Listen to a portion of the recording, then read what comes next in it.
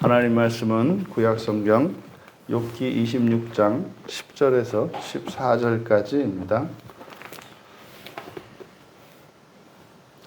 우리가 찬 목소리로 함께 읽겠습니다.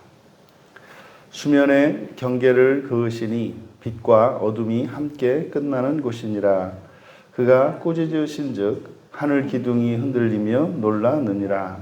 그는 능력으로 바다를 잔잔하게 하시며 지혜로 라합을 깨뜨리시며 그의 입김으로 하늘을 맑게 하시고 손으로 날렵한 뱀을 무찌르시나니 보라, 이런 것들은 그의 행사의 단편일 뿐이요 우리가 그에게서 들은 것도 속삭이는 소리일 뿐이니 그의 큰 능력의 우레소리를 누가 능히 헤아리랴. 욥의 창조 계시라는 제목으로 말씀의 은혜를 나누고자 합니다. 참 놀라운 말씀들이 계속되고 있는데, 저로 이 성경을 기록한 것은 성경의 이 창조 계시를 기록한 것은 이제 모세이지 않습니까? 근데 이 욥은 모세보다 시기적으로도 앞선 시대의 사람입니다. 그런데 지금 여기에서 밝히고 있는 이 내용들을 보면 바로 하나님의 창조 계시에 대해서 이야기하고 있는 것임을 우리가 알 수 있습니다. 10절에 수면의 경계를 그으시니 빛과 어둠이 함께 끝나는 곳이니라 이렇게 되어 있는데, 여기서 빛과 어둠이 함께 끝나는 곳이 아니라 빛이 어둠과 함께 있는 끝, 이렇게 이해를 해야 합니다. 그래서 여기를 직역하면 그가 빛이 어둠과 함께 있는 곳 끝까지 수면의 규정을 정하셨다. 여기서 이제 우리말 성경에는 이제 경계라고 이제 번역한 말과 그으셨다라고 하는 이 말이 좀 애매하게 이제 번역이 되어 있습니다만 의미가 좀 애매하기 때문에 경계라고 번역한 것은 호크가 이제 규정, 법규 또는 관습 이런 의미를 가지고 있는 단어이고, 또 그으시다라고 하는 것은 여기 이제 한계를 정한다, 원을 그린다는 겁니다. 그래서 자기 땅을 영역을 표시하는 거죠. 그래서 한계를 정한다 이런 의미를 가지고 있는 후그라는 말입니다. 그래서 이것을 합쳐서 이제 번역을 하면 그가 빛이 어둠과 함께 있는 곳 끝까지 수면의 규정을 정하셨다. 그러니까 지금 수면에 어떤 법칙, 규정 이것을 하나님께서 정하셨다는 거예요. 그런데 끝까지라고 하는 것은 그러니까 수면의 한계, 경계를 이야기합니다. 그럼 여기서 그러면 빛과 어둠이 함께 있는 곳, 그 끝이 의미하는 게 뭘까? 그러니까 빛이 어둠과 함께 있다라고 하는 것은 빛과 어둠의 경계, 그러니까 빛과 어둠이 서로 마주하고 있는 영역이죠. 그러니까 이걸 우리가 지구에서 보자 치면은 아침에 그리고 저녁에 해 뜰 때와 해 질 때, 일출과 일몰 때 빛과 어둠이 함께 하죠. 그래서 이 빛과 어둠이 함께 있는 곳, 그 끝이 의미하는 이것은 지구적으로는 수평선을 의미합니다. 그리고 이것을 이제 하늘에 우주로 확장시켜서 그 끝을 우리가 생각해 보면 우주와 우주 밖에, 보통 이제 우리가 우주라고 정의하는 것은 이제 별들이 있는 곳을 우주라고 하고 그 너머를 흑암이라고 하죠. 그러니까 우주라고 하는 것은 별들이 있는 이 공간을 말하고 아직 확장되지 않은 미지의 영역인 어둠 너머, 그러니까 흑암과 우주로 이렇게 나눌 수 있는 겁니다. 그러면 우주의 경계는 바로 그 부분이죠. 그러니까 우주의 끝이라고 할 수 있죠. 우주의 끝과 그리고 우주 너머에 있는 흑암 그 사이, 그러니까 우주와 우주 밖의 흑암의 경계, 그러니까 우리가 우주의 끝으로 이해할 수 있습니다. 그러니까 빛이 어둠과 함께 있는 그 끝이 의미하는 두 가지 의미. 지상적인 의미로는 수평선까지고, 그러니까 지구 안에서 이렇게 경계를 지으신 것이고, 또 하늘, 지상의 물과 하늘의 물로 나눈 거죠. 이게 물이 이제 구름으로서 보좌를 덮고 있지 않습니까? 그거는 이제 천상의 물이요. 그리고 지상에 있는 물은 육지와 구별되어 있지 않습니까? 그러니까 지상의 물과 천상의 물을 나눠서 설명을 하는데, 그 하늘의 물, 그 천상의 물은 우주 내로 제한하셨다는 의미인 거죠. 그러니까 지상의 물은 수평선까지고, 우주의 물은, 그 천상의 물은 우주 안쪽으로 제한하셨다. 그러면 지금 여기서 10절에서 이야기하는 이 말이 창세기 1장 2절에 땅이 혼돈하고 공허하며 흑암이 깊음 위에 있고 하나님의 영은 수면 위에 운행하시니라 라고 되어 있는 천지창조 기사의 창조 상태, 그 1장 2절에 대한 해설을 담고 있는 것임을, 그러니까 1장 2절에 있는 내용을 보다 더 구체적으로 설명하고 있음을 우리가 알 수 있습니다. 그러니까 지금 욥의 이야기와 이 욥을 통해서 드러난 창조 계시와 모세를 통해서 드러난 그 창조 계시를 이제 합하면 좀 더 구체적으로 자세히 그 창조가 어떻게 진행되어졌는가를 우리가 구별할 수 있게 되는데, 창세기 1장 2절에 흑암이 깊음 위에 있다 할 때 그 흑암이 깊음 위에 라고 하는 말의 의미가 창조 세계를 기준으로, 그러니까 우주와 우주 바깥 그 흑암의 경계, 그 영역을 의미하는 것임을 알 수 있습니다. 이게 이제 욥이 빛이 어둠과 함께 있는 곳이 끝이라고 이야기했기 때문에 바로 흑암이 깊음 위에 있다라고 모세가 이야기했던 그것은 바로 하나님의 창조 세계인 우주와 우주 너머의 그 흑암의 깊은 흑암을 이야기하고 했구나라는 걸 알 수 있고, 또 땅이 혼돈하고 그리고 하나님의 영은 수면 위에, 이것은 뭐냐면 바로 흑암 안쪽에 있는 우주의 영역의 상태를 말하는 거죠. 그러니까 흑암 안쪽에 있는 이 우주 영역, 그러니까 우리 지금 창조 세계를 기준으로 하는 거예요. 이미 창조된 이후에 이 창조 세계를 기준으로 설명을 하는 겁니다. 그러니까 이 안쪽, 이 우주 내의 상태를, 그 우주의 영역이 흑암 안쪽이고, 그리고 거기에 상태가 어땠는지를 가르쳐 준다. 그래서 그 다음에 하나님의 영이 수면 위에 운행했다 그러잖아요.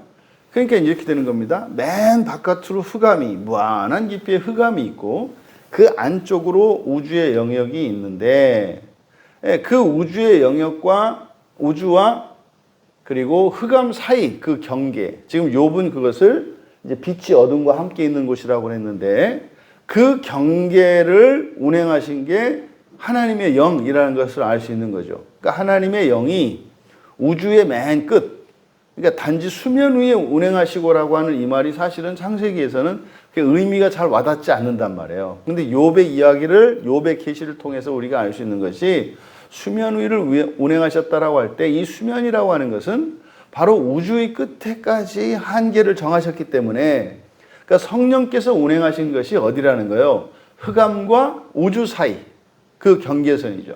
흑암과 우주 사이를 하나님의 영이 운행하셨다는 것을 알 수 있다. 또한 그럼 우주 안쪽으로는 바로 물과 흙과 빛이 있었다는 사실을 알 수 있는 거예요.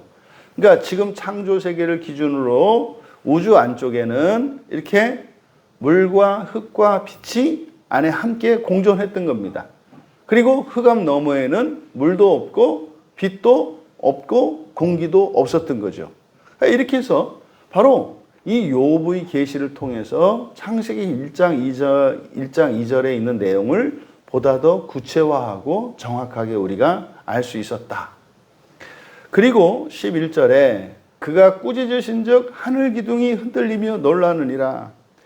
참 놀랍습니다. 정말 놀라운 거예요. 여기서 꾸짖다라고 하는 이 말이 게아라라는 말인데, 이 게아라, 여러분, 꾸짖는다는 말이 뭡니까?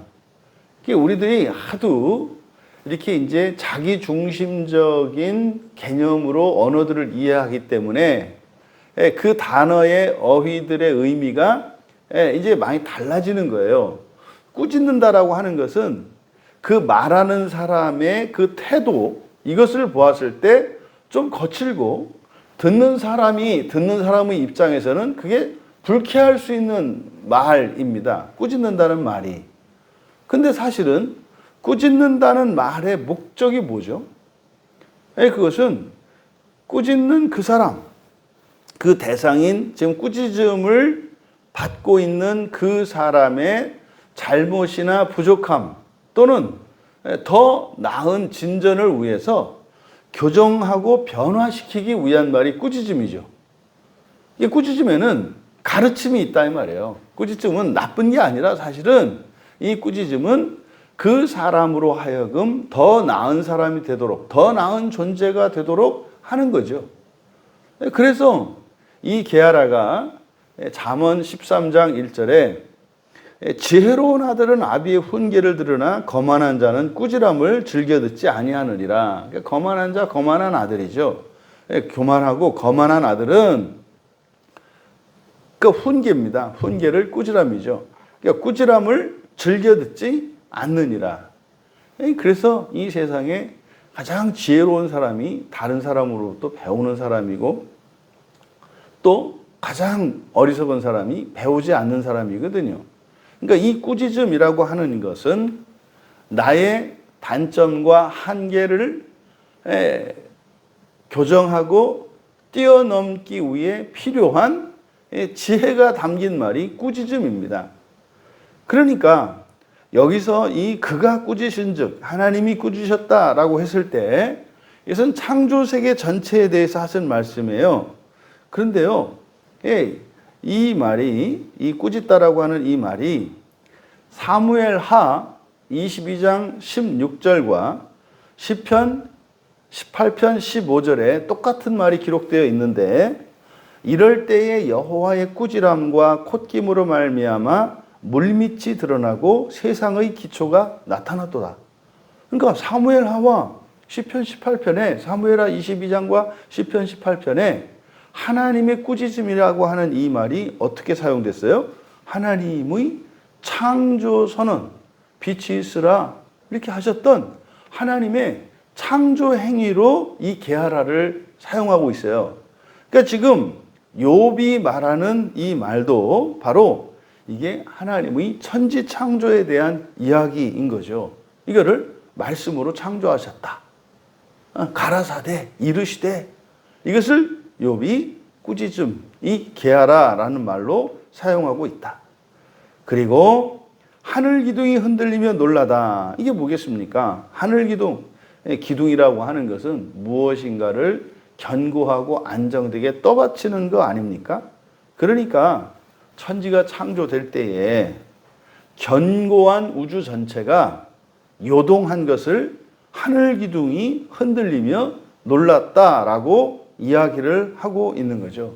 그러니까 지금 바로 여기에서 욥은 창세기 1장에 나와 있는 창조 계시에 대해서 말하고 있는 것임을 우리가 알 수 있다. 그러니까 지금 이 욥이 그러니까 이 천지 창조에 대한 계시를 모세보다 먼저 받은 것이 욥이라는 것을 우리가 알 수 있다. 또 이어서 12절에 그는 능력으로 바다를 잔잔하게 하시며 지혜로 라합을 깨뜨리시며 이게 지금 여기를 보면 전부 이게 지금 그 천지 하나님이 천지 창조를 하시는 1장에 있는 내용들이에요. 능력으로 바다를 여기다 잔잔하게 하시며 밑줄 치시고 잔잔하게 하시며 이게 라가인데 이게 요동하다라는 말이에요. 라가는 요동하다. 그러니까 지금 반대로 해석되어 있죠. 우리말 성경은 바다가 잔잔하게 됐다 이렇게 되어 있습니다만 사실 라가이기 때문에 바다가 요동한다 이 말이에요. 움직인다 이 말이에요. 움직인다. 그의 능력으로 바다를 요동하게 하셨다. 흔드신 거죠. 이 라가라고 하는 이 단어가 이사야서 51장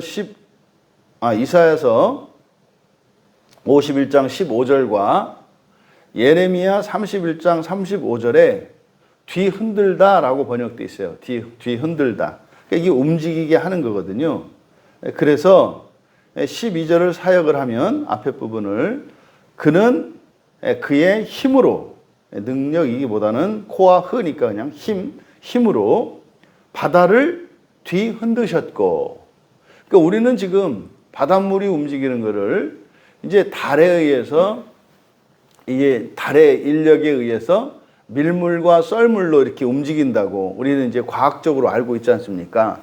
바로 지금 여기서 얘기하는 것은 그거죠. 그러니까 왜 바닷물이 움직이는지, 그 바닷물이 움직이는 이유를 하나님께서 그렇게 하셨다고 말한 거예요. 그 다음 뒤에 지혜로 라합을 깨뜨리시며, 먼저 여기서 지혜라고 번역된 이 단어가 타분이라는 말인데, 이 타분은 성경에서 주로 총명으로 번역되어 있습니다.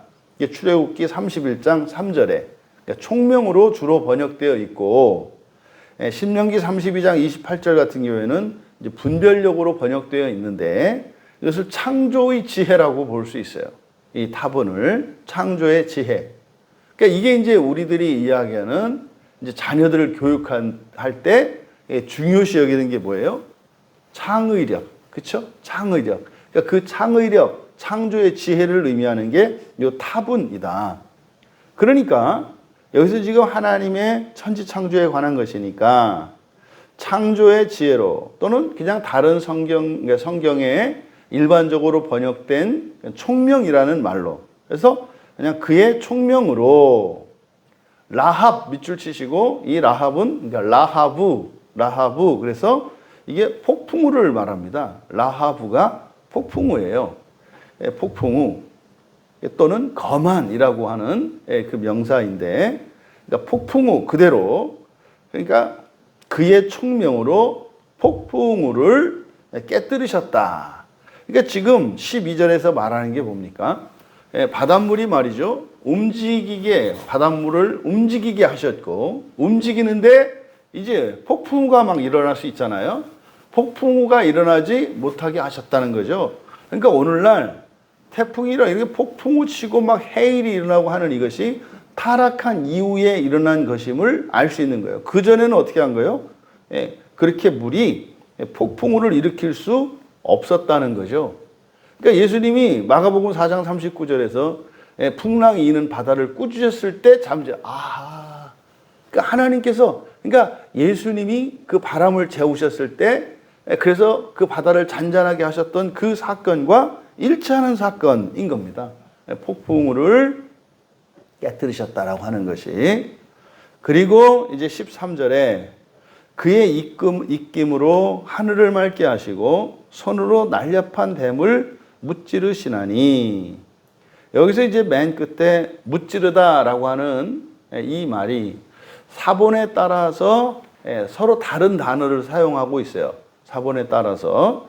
그래서 어떤 사본에는 훌이라고 쓰고 있고, 훌로 해석하고, 또 어떤 사본에는 하랄이라고 이렇게 이제 다르게 표현되어 있습니다. 이게 왜냐하면 히브리어가 모음이 원래 없기 때문에, 그래서 어떤 모음을 붙이냐에 따라서 이게 의미가 달라져요.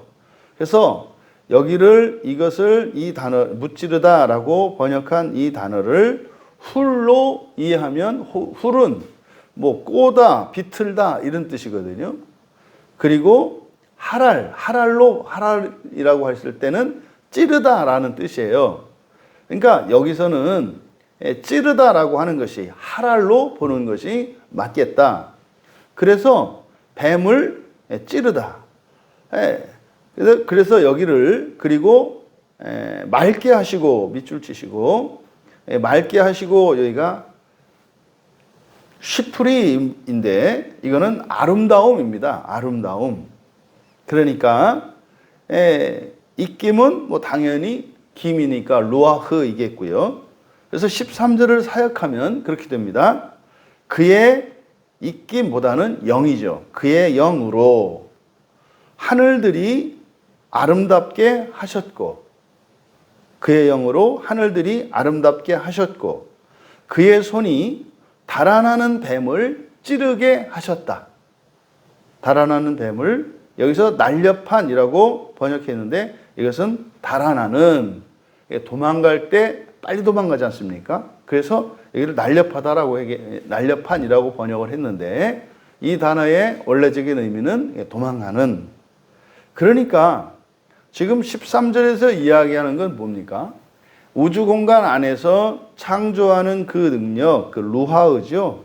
하나님께서, 그러니까 성령 하나님께서 하늘의 별들을 배치하시고 우주에 있는 창조의 능력으로 역사하셨다는 거예요. 이거를 하늘들이 아름답게 하셨다.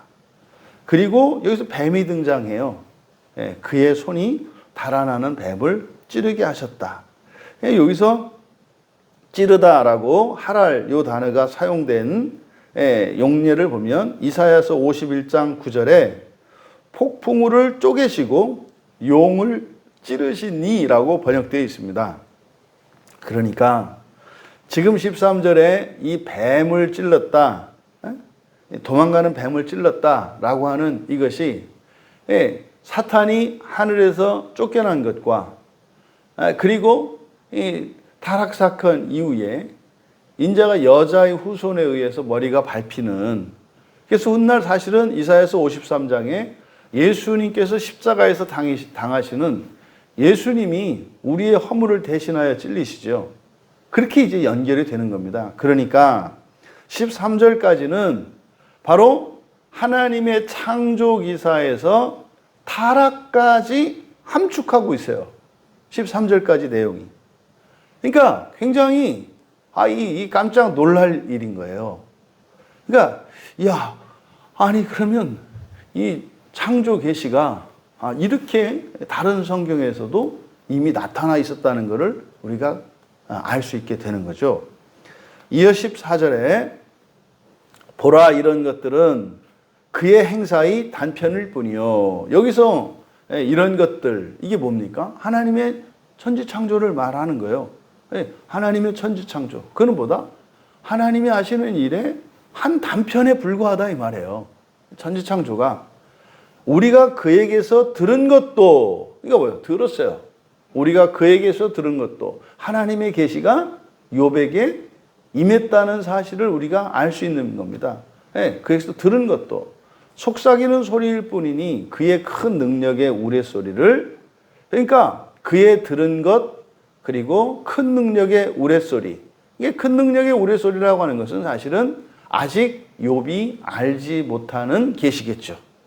그러면 14절의 내용은 바로 하나님의 첫 창조 계시, 이게 하나님의 모든 능력에 비하면 사실은 사소한 일이라는 거죠. 그런데 뒤에 있는 큰 능력의 우레소리라고 하는 것은 우리는 알죠. 큰 능력의 우레소리. 이거는 바로 신약 성경에서 계시되는 새 창조에 대한 계시인 거고, 사실은 그 이야기가 창세기 2장에 이미 예고되어 있었다는 것을 우리는 아는 거죠. 여러분, 욥이 창조 계시를 하나님께로부터 들었다고 하는 점에서는 모세와 다르지 않습니다. 그리고 그가 이야기한 것처럼 바로 이 욥을 통해서도 하나님의 창조 계시가 주어졌는데, 마찬가지로 그 창조 계시뿐만 아니라 하나님의 더 큰 계시, 하나님에 대하여 우리에게 주신 최대 계시는 첫 창조에 대한 계시가 아니라 바로 신약의 새 창조 계시인 것을 알 수 있다. 그러니까 이 욥의 고백을 통해서도 지금 사실 어떤 식으로 욥이 그 계시를 접했는가는 모르겠습니다만은, 사실은 욥이 하나님의 계시를 듣게 되는 것은 분명히 천사들이 왔을 거예요. 천사가 욥에게 계시를 했겠죠. 그때는 뭐 선지자가 없으니까. 근데 우리는 알고 있잖아요. 욥에게 찾아온 천사는 사탄이에요. 사탄이 욥에게 찾아와서 바로 이런 천지 창조에 대한 이런 계시를 전해줬다는 것을 우리가 추정할 수 있어요. 왜? 직접적으로 욥이 하나님의 계시를 들을 수 있었던 것은 영적 존재인 천사를 만났을 터인데, 욥이 만난 천사는 사탄이거든요. 사탄은요, 천사들 중에서 가장 높은 서열에 있는 천사로서 하나님의 창조 계시에 대해서 정확하게 알고 있는 천사인 거죠. 여러분, 이렇게 욥에게조차 하나님의 천지 창조 계시가 주어졌다면 이 세상에 어떤 사람에게 하나님의 계시가 전해지지 않은 일은 없을 겁니다. 어떤 식으로든지. 그래서 바울 사도가 어느 누구도 이 다음에 하나님 앞에서 심판을 받을 때 핑계할 자가 없다고 말씀하시는 거죠. 보통 우리가 자연 계시를 약간 우습게 하는 경향이 있는데, 자연 계시라고 하는 것은 모세를 통해서 그리고 옛 선지자들을 통해서 우리에게 주신 성경에 기록된 구약의 계시 이외에 다른 계시를 자연 계시라고 합니다. 그런데 이 자연 계시가 그냥 하나님의 특별 계시에 비해서 분명히 언약과 관련해서는 이 성경 계시를 통해서만 우리가 알 수 있어요. 언약과 관련해서. 하지만 이 창조에 대한 그리고 재창조에 대한 이런 계시는 자연 계시 속에도 내포되어 있다고 하는 사실을 깨닫게 됩니다. 그러면 여러분, 완전한 계시인 성경을 가지고 있는 우리들은 어떻습니까? 그런 자연 계시뿐만 아니라 또 구약의 선지자들과 또 하나님이신 예수 그리스도를 통해서 우리에게 주신 완전한 하나님 나라에 대한 계시까지 우리는 다 가지고 있습니다. 중요한 것은 말입니다, 그 계시가 우리에게 무슨 쓸모가 있는가 하는 것입니다. 하나님의 계시를 다 알고 있은들 그것을 믿지 않고 그것을 따라 살아가지 않는다면 그게 뭐 집에 두고 나온 황금 송아지 그거에 버금갈 것 아니지 않습니까? 부디 여러분에게 주신 이 성경에 담긴 이 놀라운 계시, 이 세상의 시작부터 이 세상의 마지막과 새하늘과 새 땅에 담겨 있는, 그래서 구체적으로 우리가 무엇을 위해서 어떻게 살아야 하며 우리 인생의 진정한 가치와 영광이 어디에 있는가를 가르쳐 주신 이 성경 계시를 따라 그 진리로 여러분들이 영광스러운 인생을 살아갈 수 있게 되기를 주님의 이름으로 축원합니다. 존귀하신 하나님, 참으로 놀라운 욥의 창조 계시를 듣게 됩니다. 저희들에게 주신 이 성경 말씀뿐만 아니라 이 세상의 모든 사람들이 하나님을 알 수 있도록 하나님께서 계시해 주셨고, 또 마땅한 인간의 도리가 무엇이며 가장 복되고 영광스러운 인생이 또한 무엇인지 분명히 알 수 있도록 가르쳐 주시는 하나님이신 것을 다시 한번 깨닫게 됩니다. 하나님, 세상에 우리의 마음을 빼앗기지 않고 우리에게 주신 하나님의 계시에 우리의 마음이 집중되게 하여 주셔서 우리의 인생이 하나도 허투루지 않으며 후회되지 않는 인생으로 성공적으로 잘 살아갈 수 있도록 은혜를 내려주시고 순종하는 마음을 주셔서 저희들의 인생이 참으로 복된 인생이 되게 하여 주시옵소서. 감사하며 예수님의 이름으로 기도하옵나이다.